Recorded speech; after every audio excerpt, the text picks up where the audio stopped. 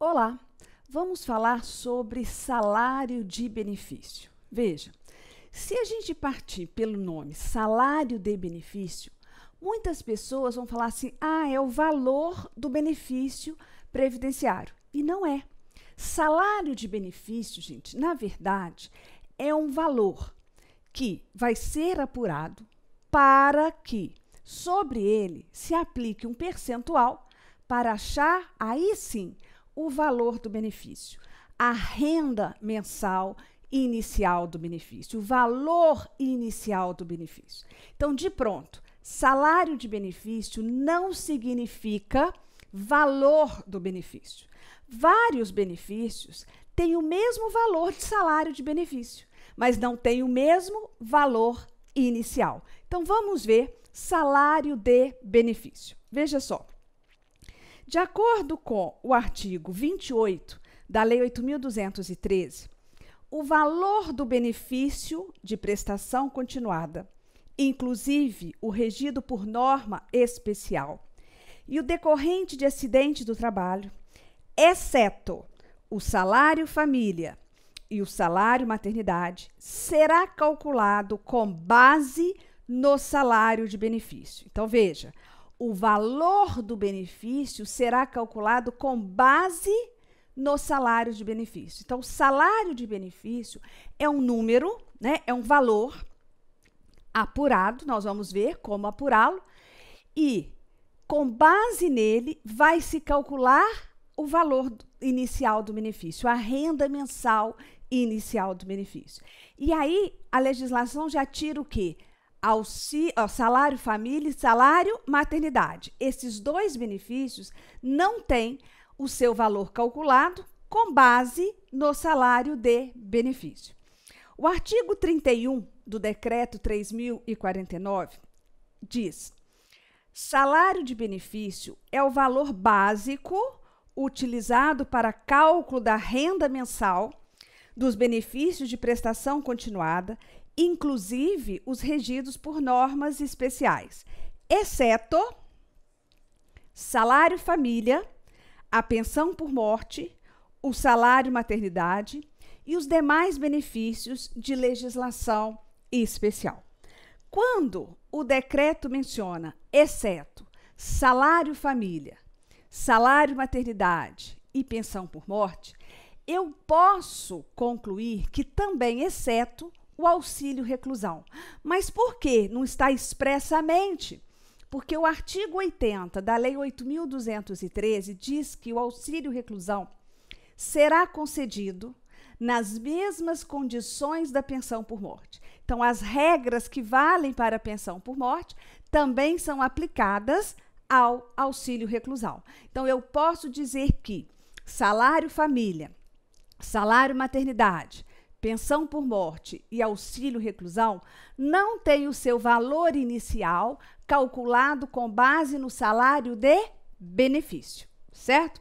Agora, o que é o salário de benefício? Veja, para esses 4 benefícios aí, auxílio-doença, aposentadoria por invalidez, aposentadoria especial e auxílio-acidente, ou seja, os 2 auxílios que nós temos, doença e acidente para os segurados, aposentadoria por invalidez e aposentadoria especial, o salário de benefício consiste na média aritmética simples dos maiores salários de contribuição correspondentes a 80% de todo o período contributivo. O que é isso? Maiores salários de contribuição. Como a gente ainda não viu a parte de custeio, salário de contribuição, você vai concordar comigo que é o valor sobre o qual incidiu a contribuição do segurado. Então, se naquele mês ele contribuiu sobre R$3.000, esse é o seu salário de contribuição, né? Se for um contribuinte individual, por exemplo, ele vai contribuir com 20% sobre R$3.000. A contribuição dele será de R$600. Então, o salário de contribuição é o quê? É o valor sobre o qual incide a contribuição do segurado. Só que o salário de benefício consiste em quê? Na média aritmética simples dos maiores salários de contribuição correspondente a 80% do período contributivo. Vamos colocar um exemplo para você entender melhor. Supondo que João queira se aposentar por invalidez. Sim. Primeiro, eu tenho que calcular o salário de benefício da aposentadoria por invalidez. Média aritmética simples dos maiores salários de contribuição correspondente a 80% do período contributivo. Supondo que João tenha 100 meses, então, portanto, 100 contribuições, né, para a Previdência. Ele tem todas as condições de se aposentar por invalidez, mas ele quer saber qual é o valor da sua aposentadoria. Então, se ele tem 100 contribuições, ele tem 100 salários de contribuição, né? 100 salários de contribuição. Vamos pegar os maiores correspondentes a 80% do período contributivo. Olha, se o período contributivo dele tem 100 meses, dos 80% do período contributivo são 80, né? De 100, 80% de 100 são 80. Então, vamos pegar os 80 maiores salários de contribuição. Sim, vamos pegar os 80 maiores salários de contribuição, corrigi-los todos, né? Atualizá-los todos para a data do cálculo. Isso é o princípio da recomposição monetária que você já aprendeu lá atrás, né? Na aula de princípios. E vamos fazer a média aritmética simples. Supondo que essa média tenha dado o valor de R$2.000. Então, o salário de benefício do João é de R$2.000. Esse salário de benefício de João, ele vai ser utilizado tanto para o cálculo de uma aposentadoria por invalidez, que é o caso que ele quer, quanto de auxílio-doença, auxílio-acidente ou aposentadoria especial.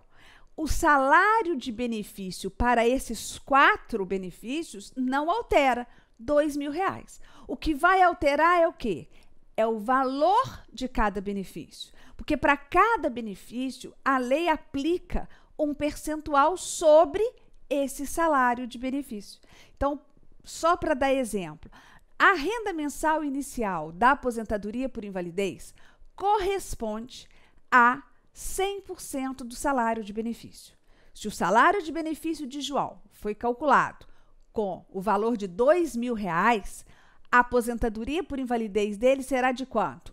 R$2.000, equivalente a 100% do salário de benefício. Ah, mas se ele quisesse, por exemplo, fosse requerer auxílio-acidente, ele teria o benefício no valor de R$1.000. Por quê? Porque o auxílio-acidente, depois a gente vai ver, tem a renda mensal inicial correspondente a 50% do salário de benefício. Então, para esses 4 benefícios, o valor do salário de benefício é o mesmo. Média aritmética simples dos maiores salários de contribuição correspondentes a 80% de todo o período contributivo. O que vai alterar é o quê? É a renda mensal inicial.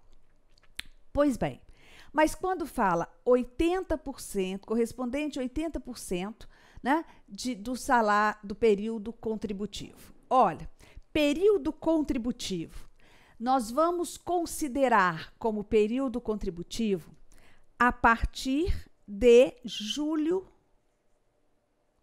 de 94. Então, todos os salários de contribuição, né, vistos a partir de julho de 94. Ah, mas ele ingressou no regime geral no ano de 2002. Então, tudo bem, né? o período contributivo, a partir de julho de 2002. Agora, quem, no meu caso, ingressou antes de 94? Aqueles salários de contribuição anteriores a julho de 94 não vão entrar no período básico para o cálculo do salário de benefício. Então, eu comecei a contribuir para a Previdência em 1990, tá? Então, antes mesmo da Lei 8.213.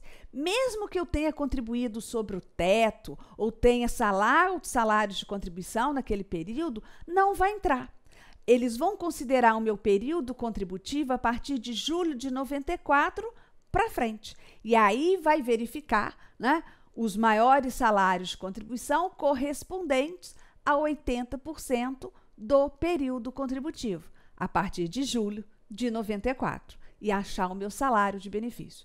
Mas se o João ingressou em 2005, né, vai a partir de 2005. Então, nada anterior a julho de 94 para cálculo, tá, de salário de benefício é computado. Porque senão você vai pensar assim, então não conta nada do que contribuiu anteriormente a julho de 94. Conta como tempo de contribuição, mas não conta para fins do cálculo do salário de benefício, certo? Então, voltando, auxílio-doença, auxílio-acidente, aposentadoria por invalidez, aposentadoria especial, tem o salário de benefício consistente em quê? Na média aritmética simples dos maiores salários de contribuição, correspondentes a 80% de todo o período contributivo.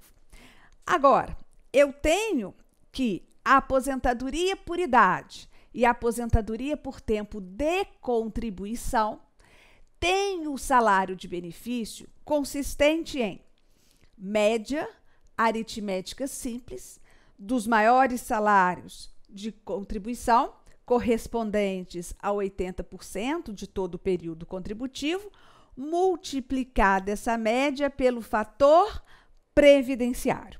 É o que está previsto no artigo 29, inciso 1, da Lei 8.213. Está lá que o fator previdenciário é multiplicado por essa média para se apurar o salário de benefício da aposentadoria por idade e da aposentadoria por tempo de contribuição. Então, se vier simplesmente assim, o salário de benefício da aposentadoria por idade consiste na média aritmética simples dos maiores salários de contribuição, correspondentes a 80% do período contributivo, multiplicada pelo fator previdenciário. Vou colocar correto, tá? Só que, no caso da aposentadoria por idade, o uso do fator previdenciário, ele é opcional, sim. Ele só é utilizado no cálculo quando resultar numa renda mais vantajosa para o segurado, mais elevada para o segurado. No caso da aposentadoria por tempo de contribuição, o fator previdenciário é a regra, né? Mas ele não é utilizado na aposentadoria por tempo de contribuição do segurado com deficiência, pode anotar, e também há uma possibilidade do segurado poder excluí-lo do cálculo. Nós vamos ver adiante. Mas voltando então no fator previdenciário. O que é o fator previdenciário? O que compõe a sua fórmula? Veja lá. O fator previdenciário, ele tem como variáveis o tempo de contribuição. Que tempo de contribuição? Até o momento em que houve o requerimento da aposentadoria. Idade, também ao se aposentar. Idade que tem o segurado no momento em que lhe requer a aposentadoria. E também expectativa de sobrevida. O que seria a expectativa de sobrevida? Ora, o quanto, né, ainda falta para aquele segurado morrer. Na verdade, a expectativa de sobrevida. Quer dizer, é o tanto de anos que provavelmente o segurado ainda vai viver. Essa expectativa de sobrevida, ela é dada pelo IBGE, tá? De acordo, né, com todas aquelas técnicas, na verdade, de apuração. Então, utiliza a expectativa de sobrevida do segurado para ambos os sexos, tá? Não tem separado. Aqui vai utilizar para ambos os sexos. Então, é o tanto que falta para você morrer. E a gente percebe que a expectativa de sobrevida do segurado ou do brasileiro, ela está sempre aumentando, porque a expectativa de vida está sempre aumentando, né? E aí o fator previdenciário, ele foi criado para quê? Para ver, né, de alguma maneira, o segurado não se aposentar tão novo ou só com aquele tempo mínimo de contribuição, para estimulá-lo a contribuir por mais tempo. Por isso que o fator previdenciário não é utilizado na aposentadoria por invalidez. Lógico que não. Eu não posso, né? Previdência não pode estimular o segurado inválido a ficar trabalhando, nem aquele que estiver em gozo de auxílio doença, por exemplo. Então, o fator previdenciário vai ser aplicado na aposentadoria por idade e na aposentadoria por tempo de contribuição, sendo que na aposentadoria por idade, sendo segurado com deficiência ou não, ele é sempre opcional. Na aposentadoria por tempo de contribuição, quando se tratar de segurado com deficiência, ele também não vai ser aplicado, a não ser que resulte numa renda mais elevada para o segurado. Então, veja, as variáveis que compõem a fórmula do fator previdenciário são tempo de contribuição, idade no momento da aposentadoria e expectativa de sobrevida. Quanto maior o tempo de contribuição, maior o fator previdenciário. Concordam? Sim, porque o tempo de contribuição ele se encontra no numerador da fração. E quanto maior o numerador, maior o resultado. Quanto maior a idade do segurado no momento da sua aposentadoria, maior será o fator previdenciário. Quanto menor a expectativa de sobrevida, maior será o fator previdenciário. Então, para que esse fator previdenciário, que vai ser multiplicado naquela média, né, da aritmética simples dos maiores salários de contribuição, correspondente a 80% do período contributivo. Quanto maior o fator previdenciário, que vai ser aplicado àquela média, maior o salário de benefício do segurado. Então, quanto mais velho, com maior tempo de contribuição ele for se aposentar, melhor será o seu salário de benefício e, consequentemente, a sua renda mensal inicial, né? Mas nós temos que verificar no fator previdenciário. A gente vai ter, professora, que fazer cálculo na hora da prova? De jeito nenhum, né? Não se faz, não se pede cálculo de valor de benefício. Se pede o quê? O raciocínio dessa fórmula. Então, a gente já sabe. Pode, por exemplo, um segurado que estiver recebendo no último mês anterior à sua aposentadoria, R$2.000, chegar a ter um salário de benefício de R$1.500? Sim. Ou de R$2.200? Sim. Por quê? Porque preciso daquela média dos maiores salários de contribuição. Além disso, o fator previdenciário pode diminuir ou aumentar, né, um pouco aquela média dos maiores salários de contribuição. Então, não quer dizer que a última remuneração que aquele segurado esteja recebendo, pelo menos está garantida para o seu benefício. Não, porque volto a dizer, é pela média dos maiores salários de contribuição, correspondente a 80% do período contributivo. Agora veja, essa fórmula, ela foi idealizada para uma aposentadoria por tempo de contribuição aos 35 anos de contribuição. É a exigência para o homem ter 35 anos de contribuição para se aposentar por tempo de contribuição. Então, a fórmula ela foi feita, né, pensando nesse tempo mínimo, 35 anos de contribuição. No entanto, a aposentadoria para a mulher, ela é concedida quando ela completa, no mínimo, 30 anos de contribuição. E para os professores que se dedicam exclusivamente ao magistério na educação infantil, no ensino fundamental e médio, 30 anos de contribuição para o homem, 25 anos de contribuição para a mulher. Então, se nós fizermos o cálculo do salário de benefício da mulher ou desses professores, simplesmente com os tempos de contribuição que eles têm, eles seriam prejudicados na fórmula do fator previdenciário. Por quê? Porque ela foi idealizada para ter tempo mínimo de 35 anos de contribuição. Então, a própria lei e o decreto 3.049, ele determina que, quando for a aposentadoria de mulher, acrescentar 5 anos ao tempo de contribuição da fórmula. Não é que ela tenha, né? Vamos supor, ela tem 30 anos de contribuição, mas quando for fazer lá o cálculo, o fator previdenciário dela, lá naquele TCzinho, né? Nós vamos colocar 35 e não 30. Por quê?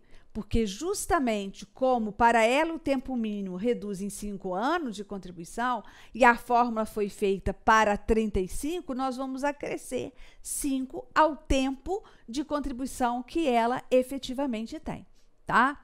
A mesma coisa vale para o professor que se dedica exclusivamente à educação infantil, ao ensino fundamental e médio. Então, o professor, ele vai ter também um aumento de 5 anos no tempo de contribuição.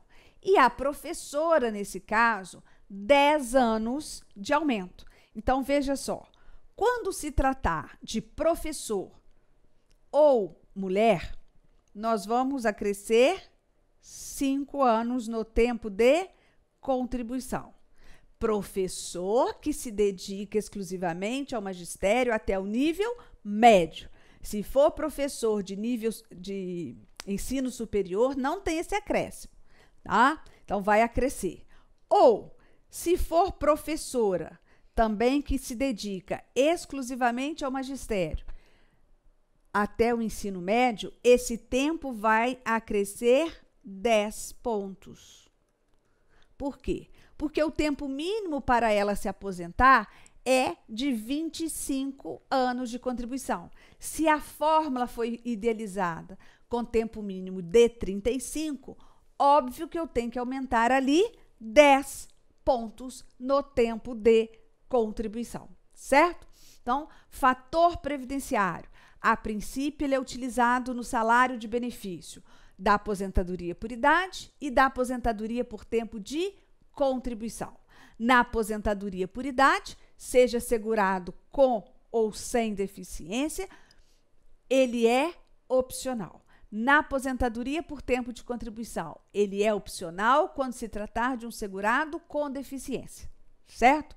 Agora, como que eu vou contar esses salários de contribuição? Lá, média aritmética simples dos maiores salários de contribuição correspondentes a 80% do período contributivo.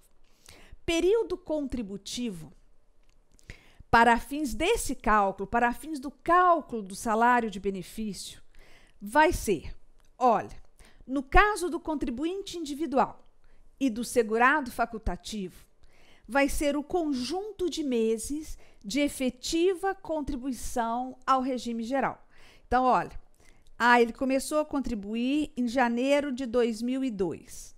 Nós estamos em 2018. Aqui, entre 2002 e 2018, várias contribuições foram feitas, mas há período em que ele deixou de contribuir. Então, esses meses que ele não teve efetiva contribuição, eu não computo como tempo de contribuição. Somente os meses em que houve efetivo recolhimento, efetivo pagamento das contribuições. Aqui nós estamos falando do contribuinte individual que tem a obrigação de recolher por conta própria e o segurado facultativo. Agora, se se tratar de empregados domésticos e trabalhadores avulsos, a contagem do período contributivo ela é feita a partir, olha, do conjunto de meses em que houve ou deveria ter havido contribuição, em razão do exercício da atividade remunerada sujeita à filiação obrigatória do regime geral de previdência social. Por quê? Em que houve ou deveria ter havido contribuição. Por que aqui não se está exigindo a efetiva contribuição do empregado, do doméstico e do trabalhador avulso? Porque, nesse caso, esses três segurados, eles não têm a obrigação de recolher por conta própria a sua contribuição. Eles prestam serviço e a empresa, o empregador, o sindicato ou órgão gestor de mão de obra retém a sua contribuição e repassam para a União. Então, eles não têm aquela obrigação deles mesmos irem ao banco efetuar o pagamento. Por isso, o legislador entendeu, olha, vai ser o conjunto de meses em que deveria ter havido a contribuição ou foi feita a contribuição, né? O fato do empregador doméstico, da empresa, do sindicato ou do órgão gestor de mão de obra não ter repassado as contribuições, né, o pagamento das contribuições para a União, não vai impedir que esses três segurados tenham direito aos benefícios e muito menos, né, não vai impedir que ele compute esse período como período contributivo. Então, de novo, né, para o empregado, o doméstico e o trabalhador avulso, considera-se como tempo de contribuição o quê? O conjunto de meses em que houve ou deveria ter havido contribuição, em razão do exercício da atividade remunerada sujeita à filiação obrigatória. E no caso do individual, do facultativo, aí sim, somente aquele período em que houve efetivamente o recolhimento das contribuições previdenciárias, do recolhimento das contribuições para o regime geral de previdência social. Agora eu vou falar sobre o fator previdenciário, sobre a flexibilização dele. Nós tivemos incluído na Lei 8.213 o artigo 29C, que trata da chamada flexibilização do fator previdenciário. O que seria essa flexibilização? Ora, uma vez o segurado já tenha completado todas as condições para se aposentar por tempo de contribuição, então ele vai ter o tempo mínimo e a carência exigidos para se aposentar por tempo de contribuição. Ele tendo isso, ele já fica assim, o cálculo do meu benefício vai ter fator previdenciário. E aí o 29C flexibiliza essa utilização. Quando? Quando ele já completou as condições para se aposentar e, somada a sua idade e o seu tempo de contribuição, essa soma resultar numa pontuação prevista no artigo, ele pode excluir o fator previdenciário do cálculo da sua aposentadoria. Vamos lá. O segurado que preencher o requisito para aposentadoria por tempo de contribuição poderá optar pela não incidência do fator previdenciário no cálculo de sua aposentadoria. Quando o total resultante da soma da sua idade e do seu tempo de contribuição, incluídas as frações, na data do requerimento da aposentadoria, for de acordo. Aí eu mesma fiz a tabela para facilitar, né? Não existe essa tabela na lei, mas já está facilitando. Ora, se a soma para a mulher der 85 e para o homem 95 em requerimentos de aposentadoria até o final de 2018, ele pode sim optar pela exclusão do fator previdenciário. Aí, essa pontuação vai aumentando.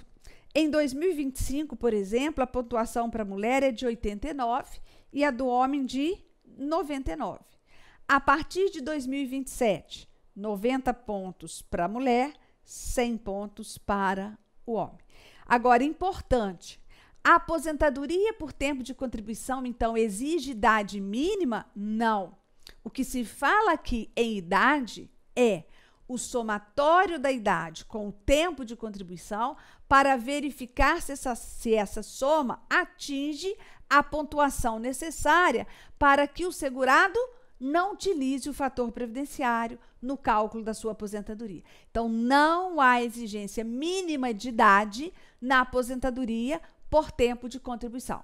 Ela tem que ter, ou ele, preenchido no mínimo o tempo de contribuição exigido e a carência. Daí começa a somar o tempo de contribuição e a idade. Vamos, por exemplo, colocar que a Rita, ela é empregada numa empresa e já está lá há 31 anos. Então, se ela já é empregada há 31 anos na empresa, independentemente de ter havido contribuição, eu posso considerar o período contributivo da Rita de 31 anos. Então, ela tem 31 anos de contribuição. E eu posso dizer que ela passou também pela análise, pela exigência da carência mínima. Você já aprendeu carência e sabe que para aposentadoria por tempo de contribuição se exige 180 contribuições mensais. Se, no caso, ela é empregada, a carência é contada a partir da data da filiação. Então, ela já preencheu os dois requisitos para se aposentar por tempo de contribuição: tempo mínimo e carência. Ela pode se aposentar? Sim, ela precisava apenas de 30 anos de contribuição. Ela tem 31. E por que não se aposentou? Porque ela está com medo do fator previdenciário. Ela sabe que o fator previdenciário vai ser multiplicado pela média aritmética simples dos seus maiores salários de contribuição, correspondente a 80% do período contributivo. E isso pode fazer com que a renda mensal do seu benefício seja achatada.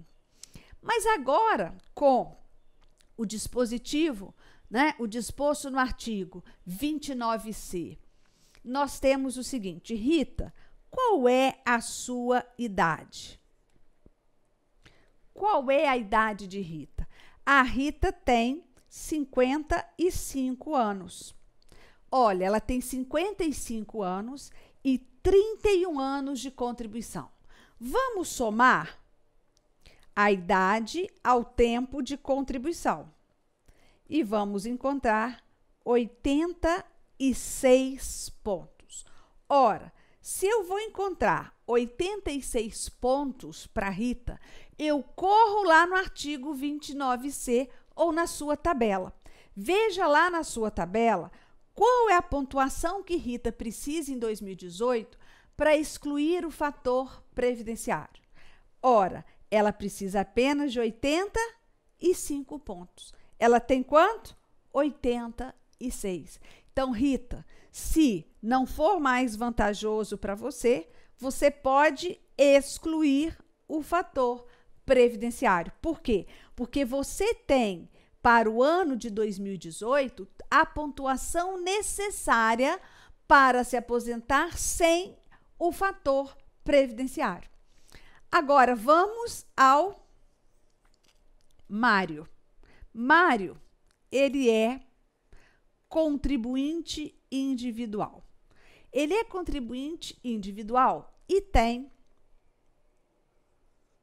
35 anos de contribuição.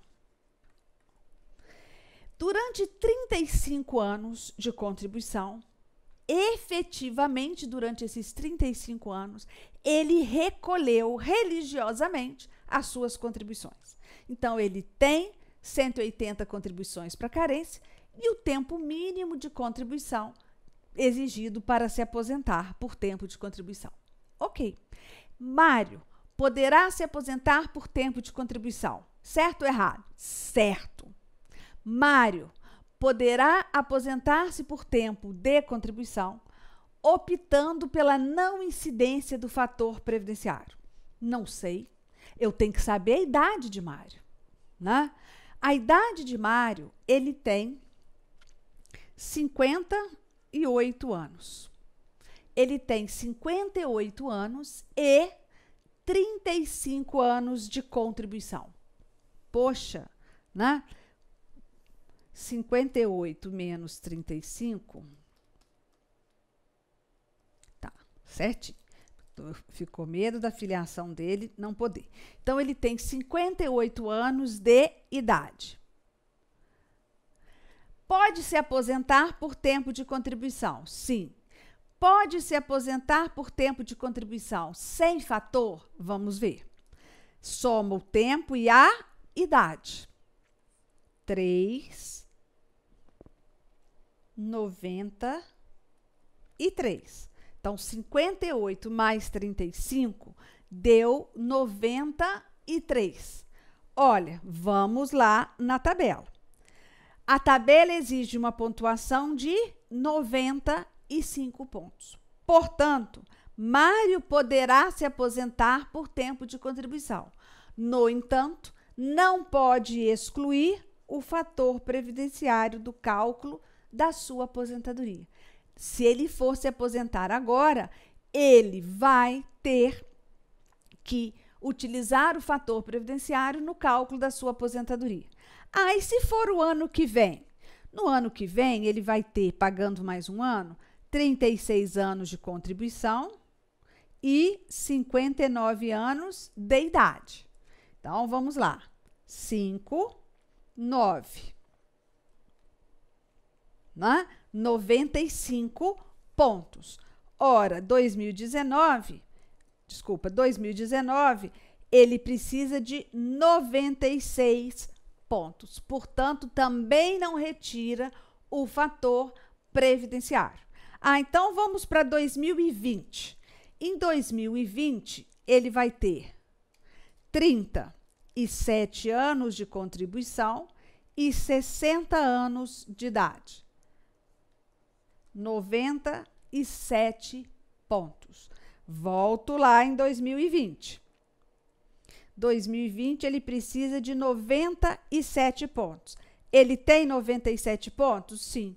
Então, Mário, para você se aposentar antes de 2020, você tem que utilizar o fator previdenciário. Se você continuar pagando até 2020, você vai ter a pontuação de 97 pontos e aí poderá tirar o fator previdenciário, ok? Então, a não incidência, a exclusão do fator previdenciário no cálculo do salário de benefício é feita desde que, primeiro, tenha o segurado completado os requisitos para se aposentar por tempo de contribuição. Completou? Aí agora vamos somar a idade e o tempo. Está ali dentro da pontuação exigida? Pode excluir o fator. Se não, pode até aposentar, mas o salário de benefício e, consequentemente, a renda mensal inicial vão ser calculados com base no salário de benefício que utiliza o fator previdenciário, certo? Agora eu tenho o caso dos professores. Sim, aqueles professores que se dedicam exclusivamente ao ensino médio fundamental, à educação infantil, eles têm uma redução de 5 anos na sua aposentadoria. Sim. Então, para eu verificar se eles podem excluir o fator previdenciário do cálculo da aposentadoria, a lei determina que o tempo mínimo de contribuição do professor e da professora que comprovarem exclusivamente tempo de efetivo exercício de magistério na educação infantil e no ensino fundamental e médio será de, respectivamente, 30 e 25 anos e serão acrescidos 5 pontos à soma da idade com o tempo de contribuição. Ora, 5 pontos nós vamos somar depois que somar a idade e o tempo de contribuição, para ver se eles podem tirar o fator previdenciário. Então, vamos supor, ora, o professor que se dedicou a vida inteira ao ensino médio, ele tem 30 anos de contribuição. Pode se aposentar por tempo de contribuição? Sim, porque nesse caso ele tem uma redução de 5 anos no tempo mínimo. Tá. A professora, ela tem 27 anos de efetivo exercício no magistério na educação infantil. Pode se aposentar? Sim, porque ela precisaria apenas de 25. Tá. Mas vai se aposentar com ou sem fator previdenciário? Isso que a gente tem que ver. Quantos anos tem esse professor? Esse professor tem 60 anos. E a professora? 55. Tá. 55 e 60. Vamos somar a idade e o tempo de contribuição deles. 90, 82. Tá. 90 e 82. Eu vou pegar essa pontuação e verificar na tabela? Não. Igual eu fiz com os outros segurados? Não. Eu vou pegar essa soma e acrescer 5 pontos. Então, eu vou acrescer 5 pontos aqui e o professor terá 95 pontos. Vou acrescer 5 pontos nos 82 e ela vai ter 87 pontos. Sim. Aí eu tenho o professor com 95 pontos e a professora com 87, porque foi acrescido a pontuação de 5, né, para os professores. Tá ok. Aí nós vamos ver. Ano de 2018, qual é a pontuação da mulher e qual é a pontuação do homem? A pontuação da mulher, 85 pontos. Ai, que bom, a professora tem 87, então ela pode excluir o fator previdenciário. O professor, 95, ótimo, ele tem exatamente 95 pontos. Então, ele também pode excluir o fator previdenciário. Tá ok? Então, vamos lá. O fator previdenciário, ele pode ser excluído desde que, cumpridas as condições para se aposentar por tempo de contribuição, a soma da idade e do tempo de contribuição dê a pontuação exigida. No caso dos professores, para a gente ver a pontuação, verificar a pontuação, tem que primeiro somar a idade ao tempo, né? Somar a idade e o tempo, e aí acrescer 5 pontos. Esse número vai ser o número da pontuação, se está de acordo, para poder ou não excluir a incidência do fator previdenciário no cálculo do benefício, do salário de benefício, certo? Pontos importantes a respeito de salário de benefício. Veja lá, os ganhos habituais do segurado empregado, a qualquer título, serão incorporados ao salário para efetivo de apuração do salário de contribuição e respectiva repercussão no cálculo do salário de benefício. Os ganhos habituais vão ser considerados, né, como salário de contribuição para fins do cálculo de salário de benefício. Tomar cuidado, após a reforma trabalhista, prêmios e abonos, ainda que pagos habitualmente, não têm repercussão na seara previdenciária. Então, eles não vão entrar no cálculo do salário de contribuição, mas continuam os ganhos habituais que vão incorporar. No caso dos abonos e dos prêmios, ainda que pagos habitualmente, não incorporam, certo? Outra questão. Os salários de contribuição, considerados no cálculo do valor do benefício, serão corrigidos mês a mês, de acordo com a variação integral do Índice Nacional de Preços ao Consumidor, o INPC, calculado pelo IBGE. Sim, o INPC é o índice de reajustamento dos benefícios e do salário de contribuição. Então, para o cálculo do salário de benefício, aqueles salários de contribuição utilizados, eles devem ser corrigidos monetariamente, né? A própria lei, a própria Constituição fala: os salários de contribuição utilizados para o cálculo do benefício deverão ser corrigidos monetariamente. E aqui a lei já diz: são atualizados pelo INPC, o mesmo índice de atualização de reajuste dos benefícios previdenciários. Seguindo, o valor do salário de benefício tem como limites o valor correspondente ao salário mínimo. Então, o valor mínimo do salário de benefício não pode ser inferior ao salário mínimo, e tem como teto máximo o salário de contribuição. E esse teto máximo é trazido por meio de portaria do Ministério da Fazenda. Então, ele tem um limite mínimo e um limite máximo, a partir do qual não pode verter contribuições. Então, em 2018, o limite mínimo é de R$ 954 e o limite máximo R$ 5.645,80. Então, limite máximo. Esses valores, eles vão ser reajustados na mesma data em que houver o reajuste do salário mínimo e dos benefícios previdenciários. Mas, então, sempre dentre esse patamar, né?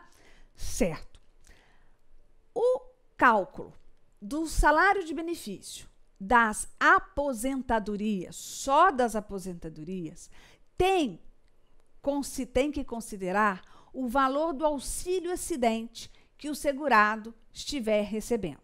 Então, veja, o valor mensal do auxílio-acidente integra o salário de contribuição para fins de cálculo do salário de benefício de qualquer aposentadoria, mas é para fins de cálculo do salário de benefício somente das aposentadorias. Por quê? Porque pela regra então vigente, o auxílio-acidente ele cessa no momento da concessão da aposentadoria. Não há possibilidade hoje de acumular auxílio-acidente com a aposentadoria. Então, os seus valores vão ser somados aos salários de contribuição para o cálculo da aposentadoria. Por exemplo, vai se aposentar naquele exemplo que eu já tinha dado. Aposentar por invalidez tem 100 contribuições. Só que ele tem o seu salário de contribuição e mais o auxílio-acidente que ele vinha recebendo. Qual que é o salário de contribuição, então? A soma do valor mais o auxílio-acidente, limitado ao teto máximo estabelecido pelo regime geral, mas vai ser somado. Por quê? Porque o auxílio-acidente não vai mais ser pago ao segurado no momento em que ele se aposentar, certo? No momento em que ele se aposentar. Então, veja que, para se achar a renda mensal inicial de um benefício, exceto salário maternidade, salário família, pensão por morte e auxílio reclusão, nós temos que primeiro apurar o salário de benefício. E aí saber todas essas informações. Como que se considera período contributivo, o que vai se considerar como salário de contribuição, né?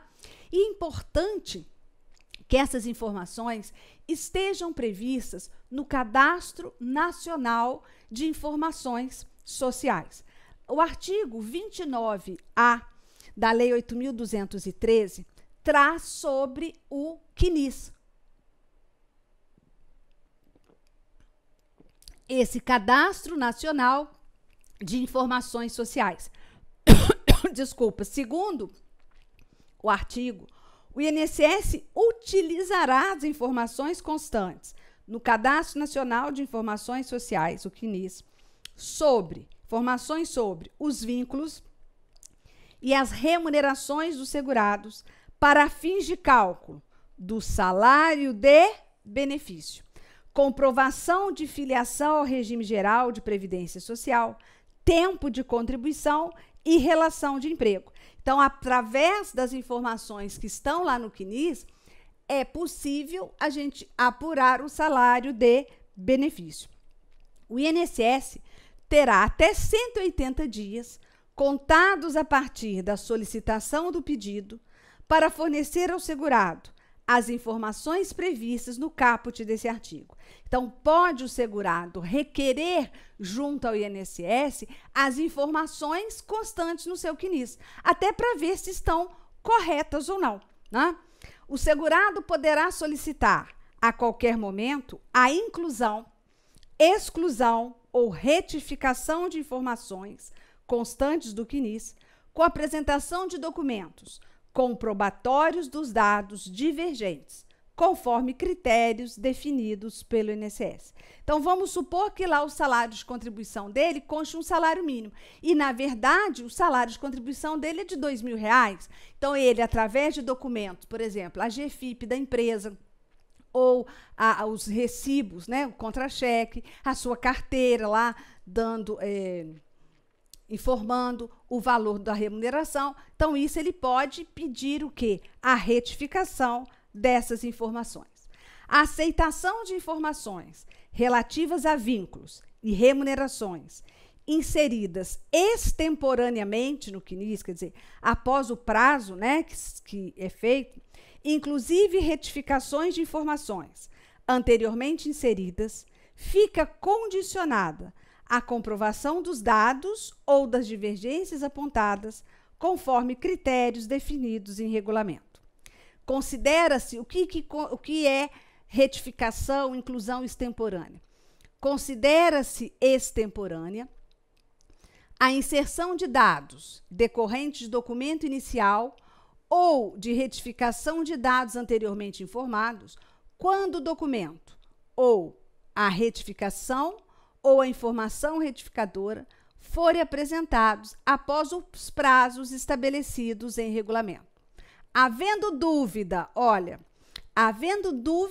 sobre a regularidade do vínculo incluído no CNIS e a inexistência de informações sobre remunerações e contribuições, o INSS exigirá a apresentação dos documentos que serviram de base à anotação sob pena de exclusão do período. Ora, ele verifica que não tem ali, né? Ou tem dúvida em relação às informações. Ele vai pedir ao segurado documentos que comprovem aquelas informações lá inseridas.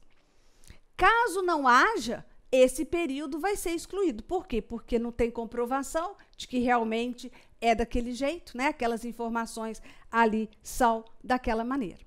E para fechar, vamos a uma questão. Em se tratando de prestações de aposentadorias do regime geral de previdência social, o salário de benefício será, olha, está falando aqui de aposentadoria e de salário de benefício. Letra A. O salário de benefício será dividido pelo fator previdenciário nas aposentadorias por idade e por tempo de contribuição. Errado, né? Nós não temos divisão do fator previdenciário, nós temos a sua multiplicação. Letra B. O salário de benefício será multiplicado pelo fator previdenciário obrigatoriamente nas aposentadorias por tempo de contribuição e especial. Errado. Eu não tenho na aposentadoria especial fator previdenciário. Letra C. Será multiplicado pelo fator previdenciário facultativamente apenas na aposentadoria por tempo de contribuição. Não.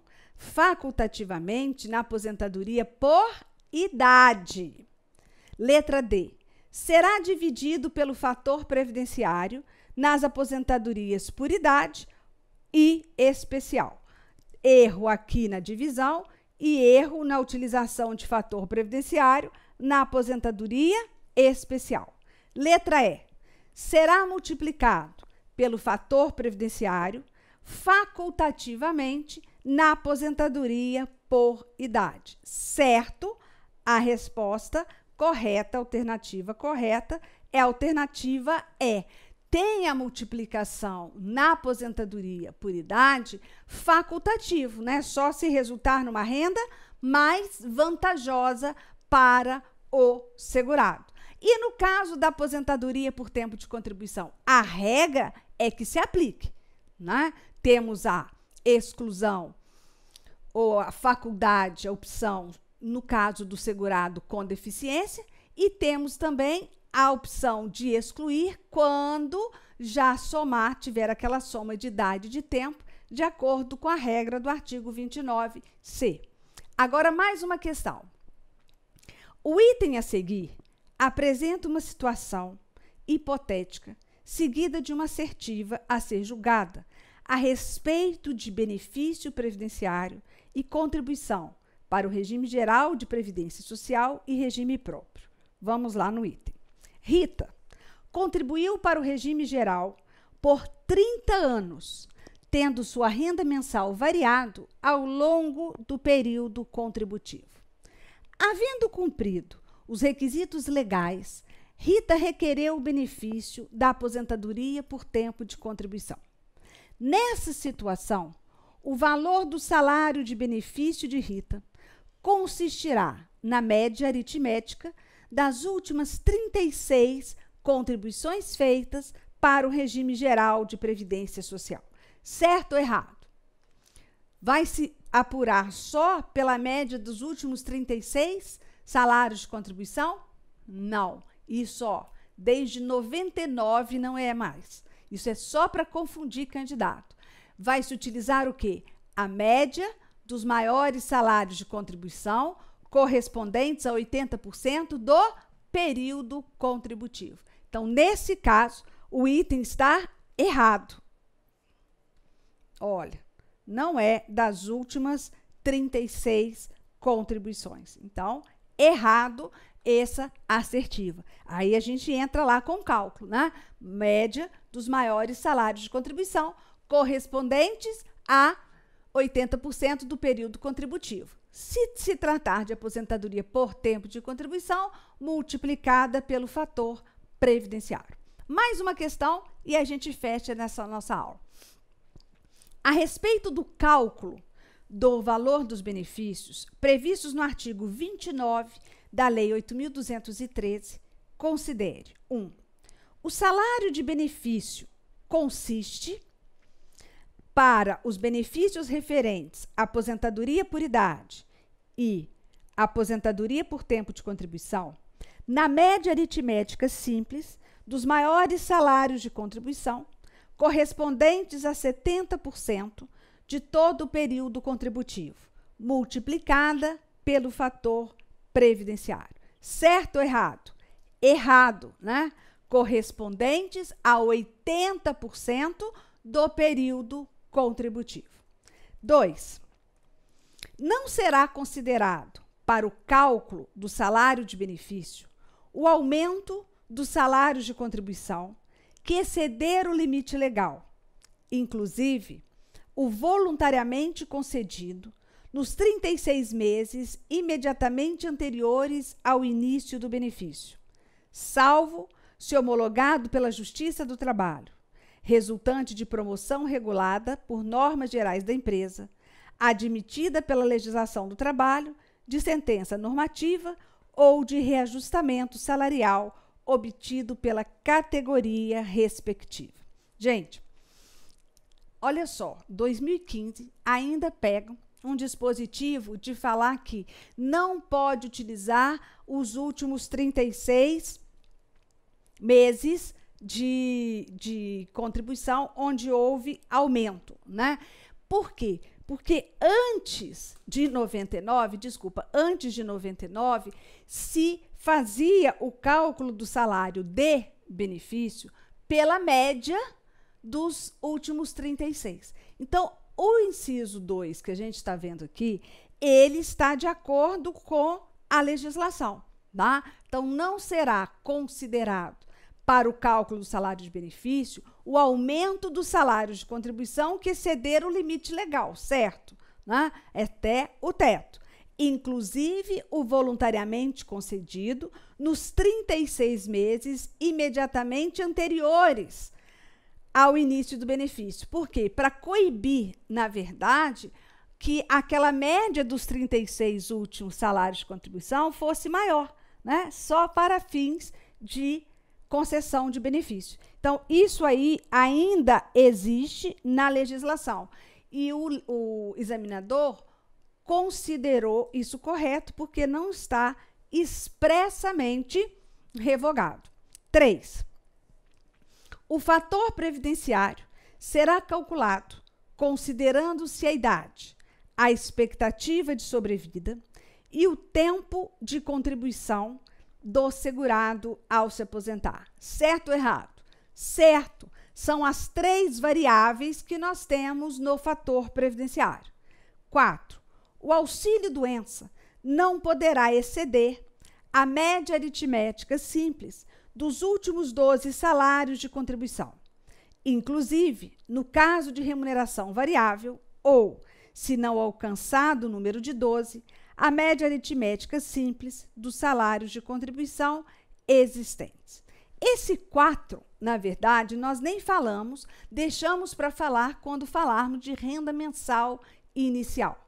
Mas o auxílio-doença, sim, ele vai ter o seu salário de benefício calculado pela média aritmética simples dos maiores salários de contribuição correspondentes a 80% do período contributivo, certo? Só que o valor do benefício não vai poder ultrapassar, não vai poder superar, exceder a média dos últimos 12 salários de contribuição. Não tendo 12 últimos salários de contribuição, a média dos salários de contribuição existentes. Então, o 4 está correto. Vamos lá.